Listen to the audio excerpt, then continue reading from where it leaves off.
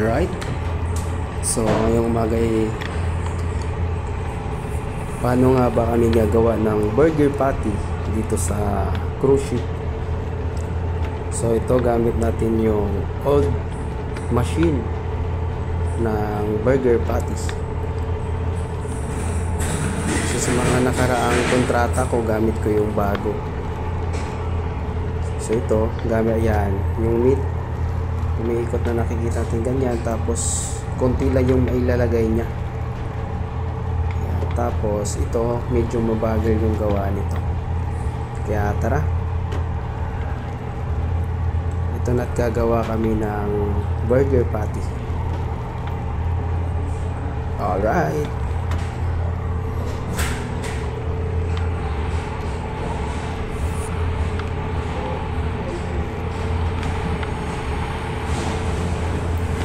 so ayan nga, makikita natin dyan, hinuhulma niya. Gawa ko dito ay 4 ounce na to. Ayan, pagkalabas ng machine, iniipit niya doon sa ano, tapos nahulma na siya pabilog.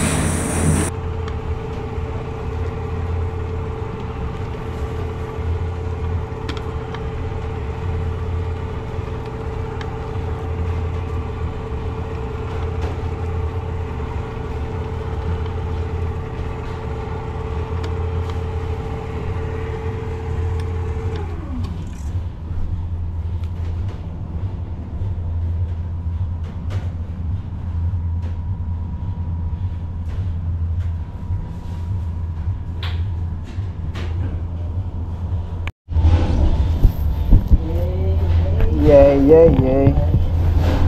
Yo. So ayan, good morning guys. So for today's video, gagawa ko ng burger patty, beef burger patty. So ito, purong meat yan, konti lang yung taba nito. Tapos yung timpla ng patty dito, salt and pepper lang, kaya lasang, kumbaga malasahan mo talaga yung karning baka. So gamit ko ngayon itong old version ng burger machine.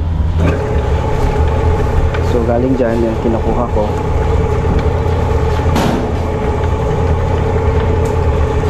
Ayan, so ito yung 6 ounce na aking gawa ngayon. Ginagamit namin to pang main galley.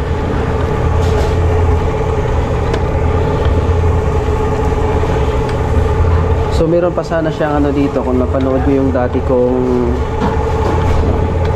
vlog, gumawa din ako ng burger. Gamit ko rin noon old version din. Ito yung version ng burger machine na yon. So dito lumalabas yun, dito tumatapon yung burger patty. Hindi ko siya nilagay ngayon, gawa ng ma-deform yung kanyang size. Kaya ito na lang, kupaga parang sinusungkit ko na lang siya. Ayan, diba?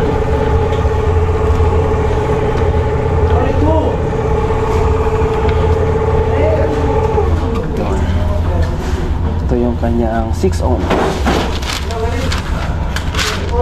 Tapos pagkatapos ng 6 ounce, gagawa naman ako ng 4 ounce. Yun naman yung ginagamit sa Trident Grill, sa World Fresh Market. Maligyan.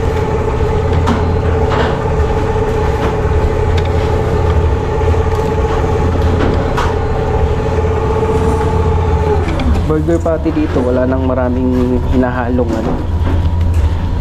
mga ingredients. Salt and pepper lang. Ayan, kinukuha ko dito yung meat, tapos nilagay ko sa taas. Ayan, nangat ko siya sa taas.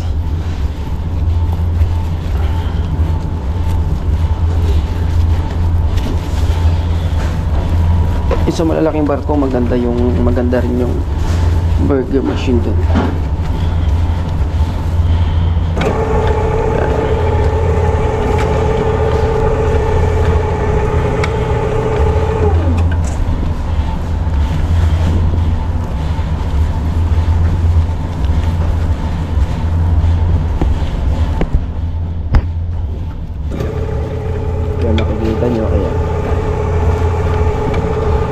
bilog na bilog siya pag lumabas. Ayun.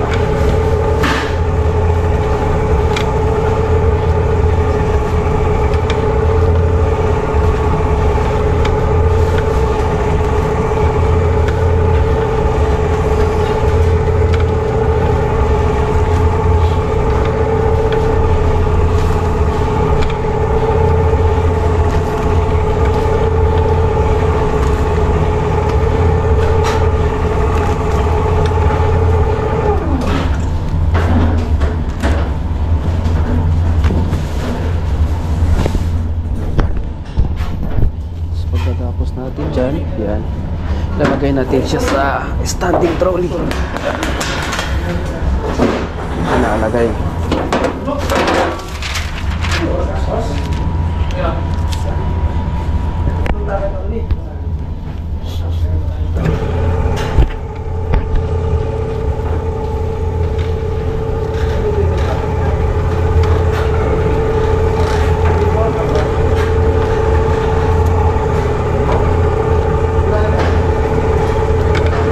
Ganyan lang gumawa ng burger dito. Aantayin mo lang siyang lumabas. Tapos yung texture ng kanyang meat ba.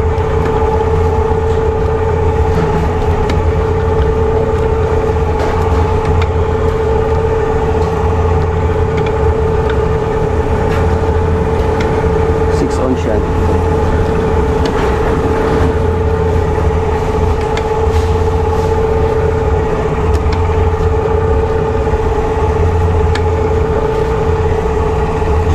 Mabagal yung ikot nito kumpara nung bagong burger machine. Mabilis. Pero mas mabilis na yung gawa nun.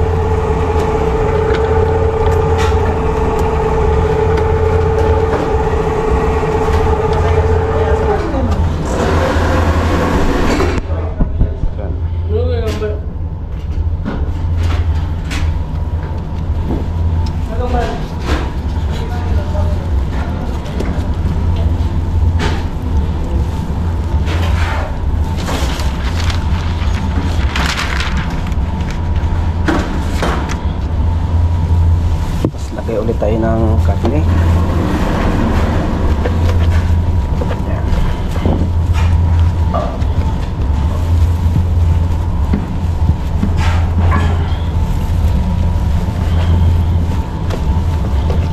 At siya nga pala, itong sinampahan ko ngayong barko, dito ako sa ito yung pinakalumang barko dito sa aming kumpanya na sinampahan ko siya ngayon. Ito yung pinakasikat dati na Grand Class at ito yung pinakamalaki dati. Ito yung Grand Princess.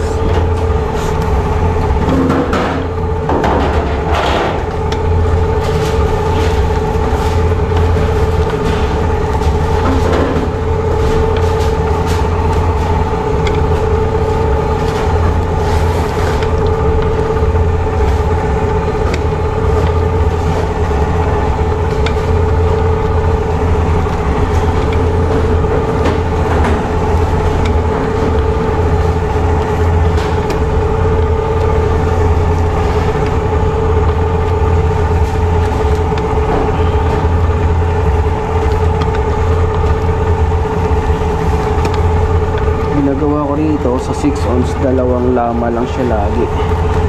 Minsan nag-aapat pag yung talagang malakas yung konsumo, malakas yung kain ng pasahero.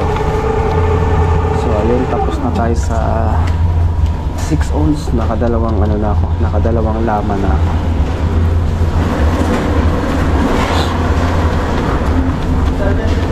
So, ito nilalagyan ko siya ng plastic. Purpose nito para hindi mabasa yung switch.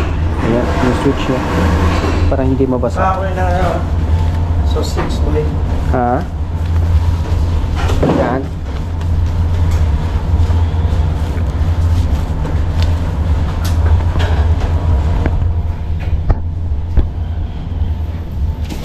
Ay, wala palang cover yung isa. Ito ko lagyan. Ayan.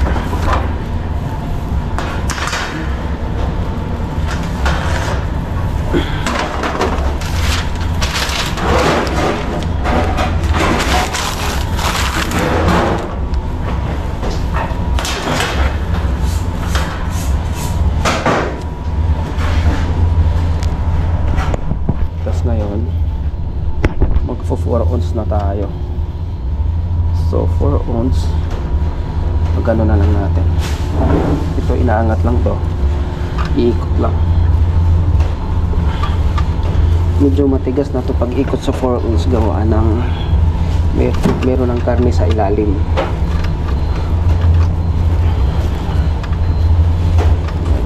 Iniikot lang to.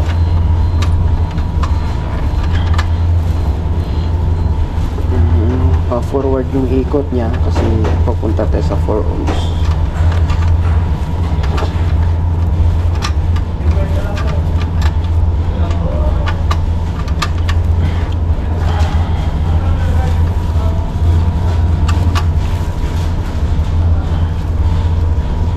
Medyo matigas pa ganito pag papunta ka sa 4 ohms.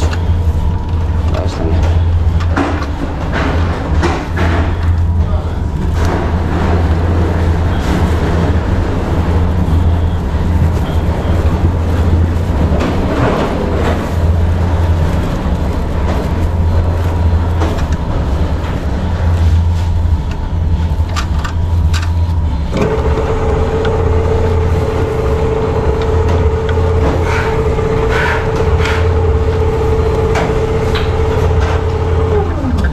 Ayan, napapansin nyo, lumiliit siya.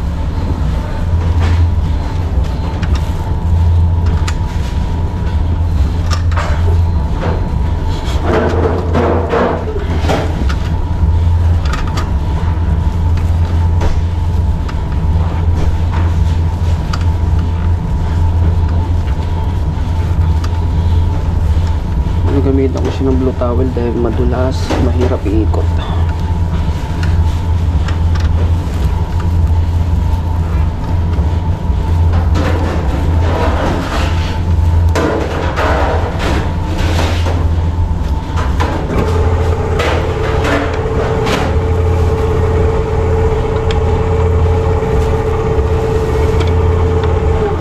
Ayan o. Palipat siya ng palit.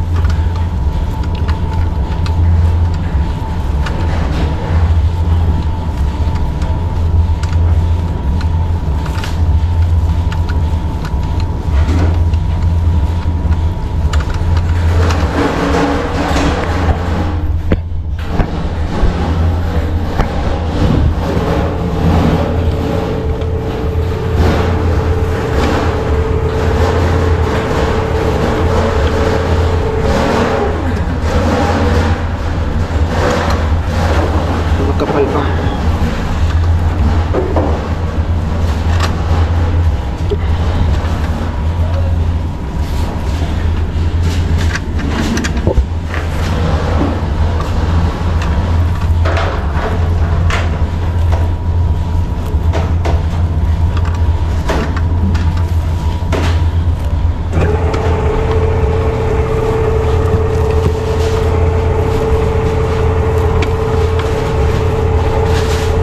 Siyempre, titimbangin natin yan.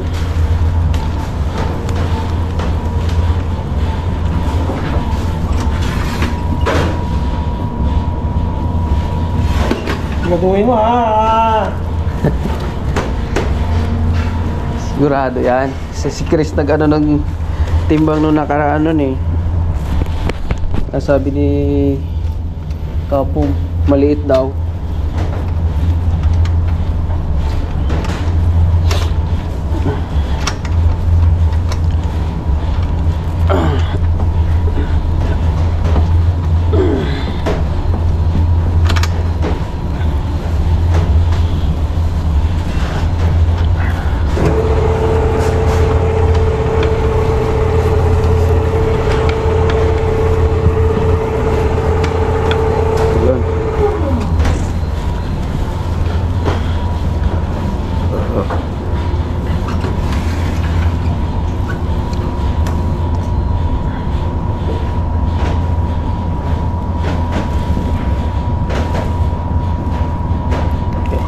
Sobra pa ng konti.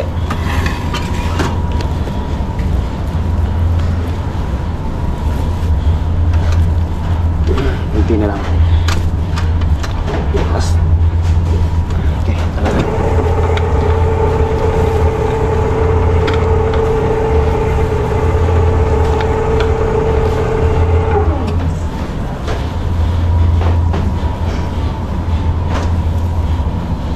Sakto. Oh. 4 ounce. Yan. 4 ounce.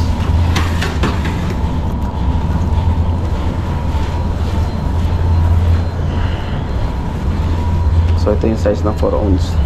Yan. Okay.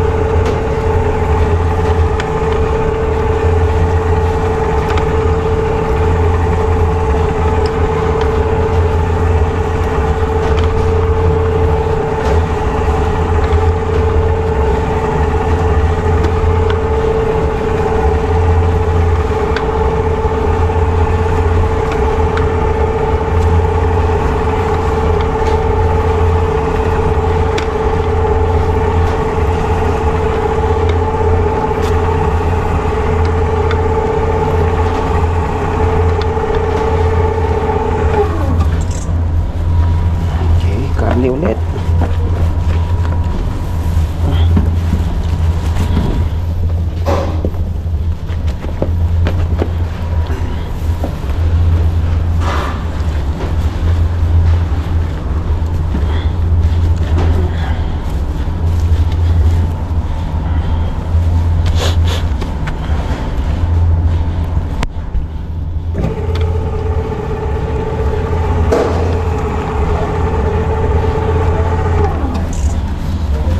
Tapos ito, ginagawa ko 4 na patong.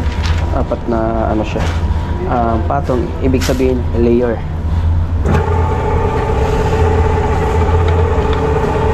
Kabayan mo rin? Yun eh. Jeep. Po, Kaya mo rin yung dito sa ibigay dito eh. Salamat. meatballs. Yun na sa frozen. Sa Lido, Hindi. Mingali. Ilang lama yan po? Isa lang. Nakaisip siya eh. Ha? Nakaisip siya. Oh, alright. Alam mo yung sabi niya? Ah.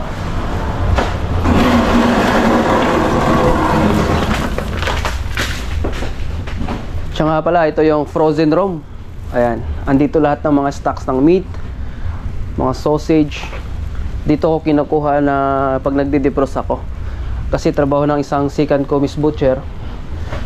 Ako yung usually yung taga-defrost ng karne. Kukunin dito yung mga nakabox, ilalabas, ilalagay sa standing trolley. Di-defrost yun by strainer baya. Yung plastic baya na may mga butas-butas siya para yung dugo pababa siya. Ayan, dito ko kinukuha yung mga karne na yan.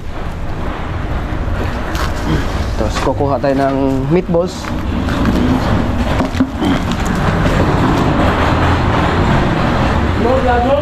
One lama? Bakit? You need in a packet? Yeah, 3 by this one or Okay, okay. later. Just keep outside. Okay, thank you, Pira. I don't Packet is there. Okay.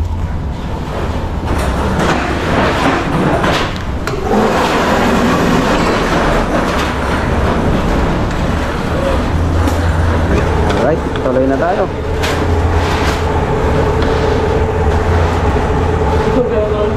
Hmm? Yes, yes. Just press.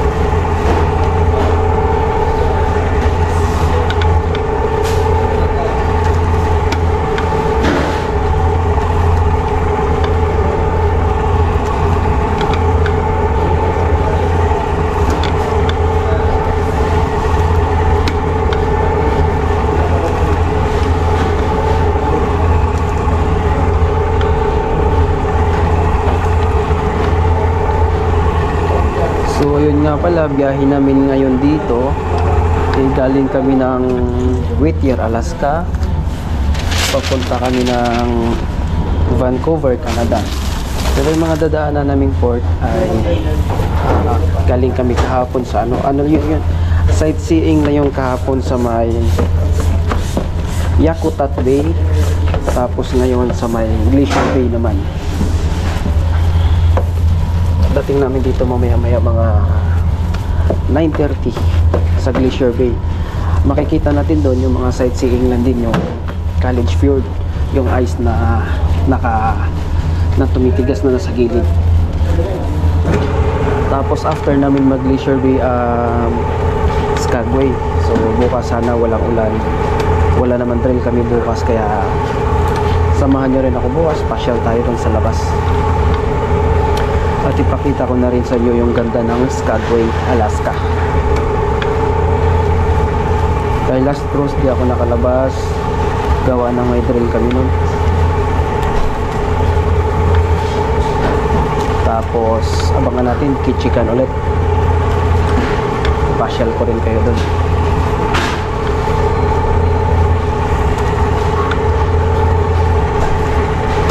Pagkatapos namin mag-Ketchikan, yun na yun sa Vancouver, Canada.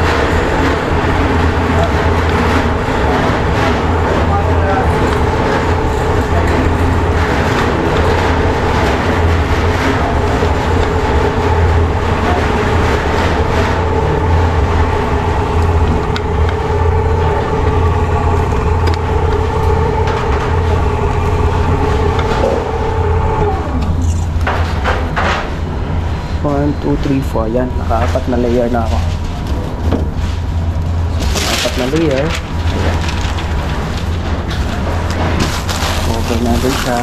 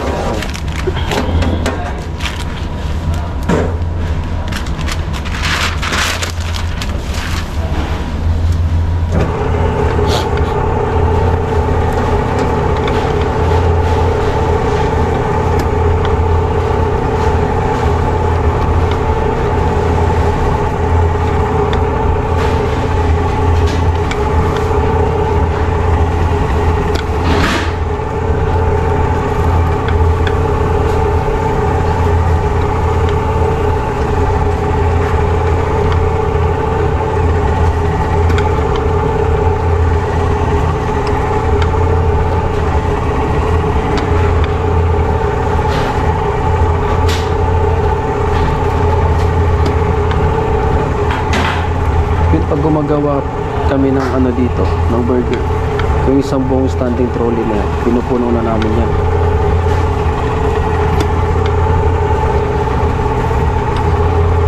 So 70s cruise namin, gagawa kami ng burger na 2 beses sa isang cruise. Ganyan ang gawa namin.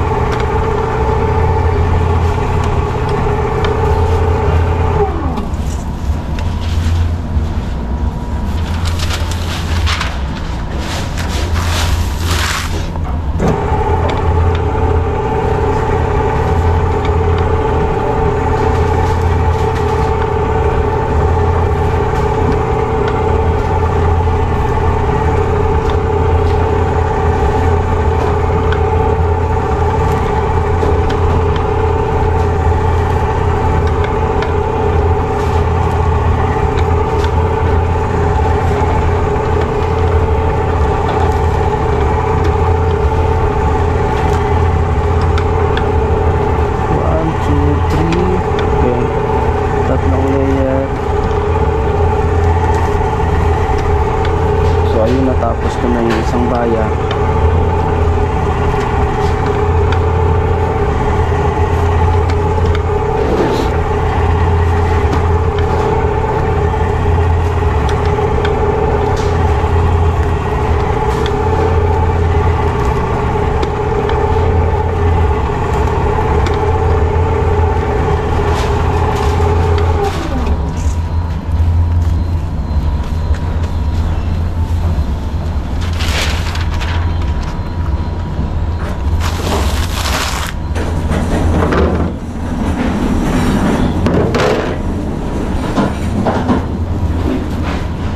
Ganyan kadami ginagawa namin. Lahat yan. Hi, chef. I make a video for make a burger for my vlogging.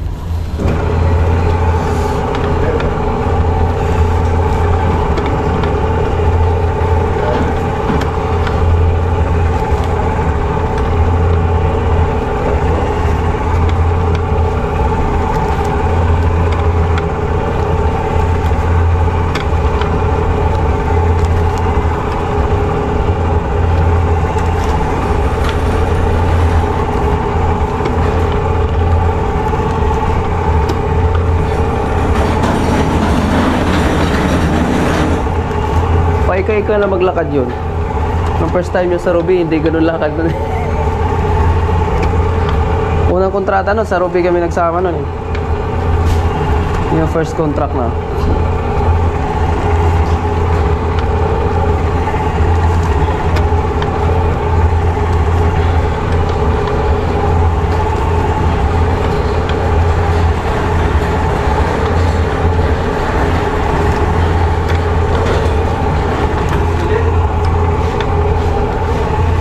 Alright, ayan, nakatapos na ulit ng Morning. Morning. morning bro.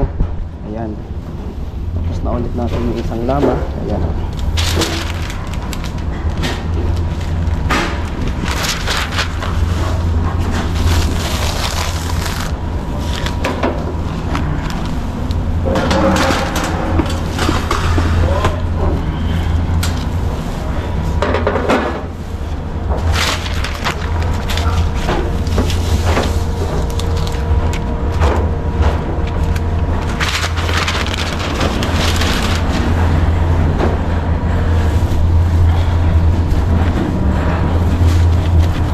So, ayun lang guys, mga boss.